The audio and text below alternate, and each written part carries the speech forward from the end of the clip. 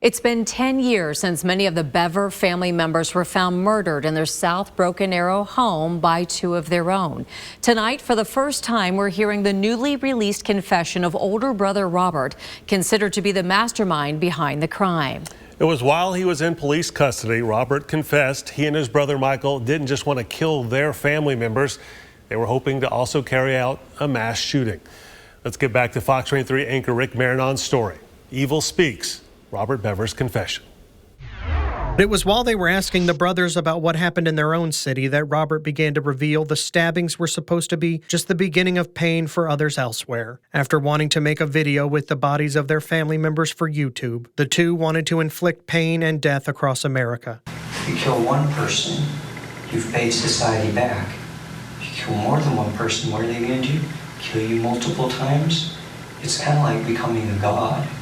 The knives were to kill their family. The guns were for complete strangers. The brothers had been studying mass shootings online, and they liked what they saw, hating humanity as much as their family. Walk away from the vehicle, from a secluded place, walk into a populated area, and kill no more than 10 people, then walk away, start stripping off our armor, put them in duffel bags, put the guns in our backpacks. We were also going to make Molotov cocktails so no one would follow us. We just light the place on fire or something. Robert Bever expected a death sentence for he and his brother's crimes. They did not plan to kill themselves so they could search the internet for news reports and coverage of what they'd done. They wanted to take it all in. That's why we didn't kill ourselves. We want to see the aftermath. If anybody deserved the death penalty, it would have been Robert Bever.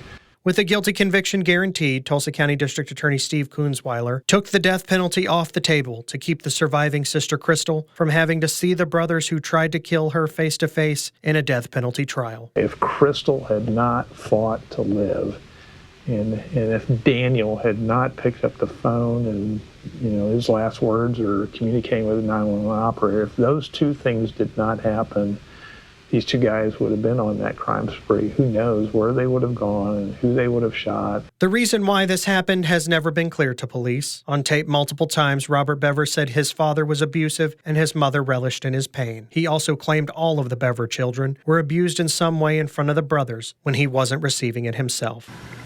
Well, I took care of it. I don't feel bad anymore. Did you ever believe the abuse claims? Based upon what Crystal was reporting, they had issues with their dad, but to elevate it to the level of slaughtering the family and going on this murderous crime spree, it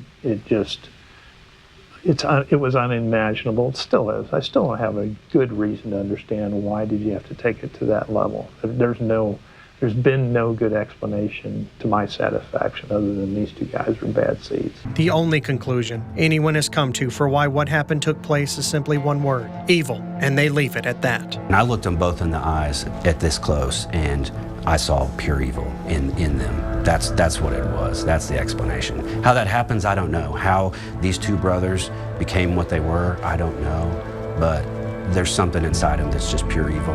You just had evil people living in a household who, I guess, thought that there was some enjoyment in killing another human being.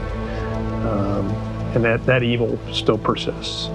It still persists. I got a letter from Robert a while back asking just disgusting questions about, what my impressions were like in prosecuting the case. That's an obsession over death.